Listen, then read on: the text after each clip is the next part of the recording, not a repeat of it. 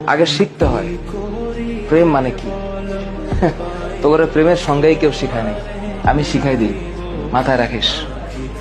প্রেম শব্দের মানে হচ্ছে, এটা এখনকার মানুষ এটা শুনলে কেমন জানি ভিতরে একটা আউলা বাতাস লাগে। প্রেম শব্দের মানে হচ্ছে যত্ন। কেউ তোদের বলেছে?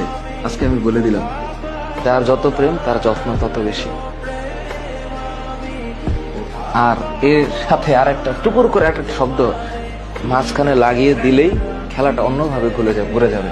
এই যত্নের নিঃশেষে আরেকটা শব্দ আছে দায়িত্ব, আর যত্নের ডান পাশে আরেকটা শব্দ আছে শ্রদ্ধা।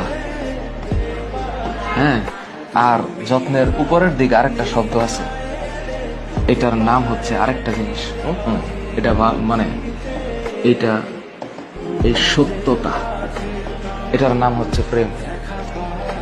তোদের ভিতরে যদি এই জিনিস থাকে তাহলে প্রেম হবে, তা না হইলে অং আর ভং হবে।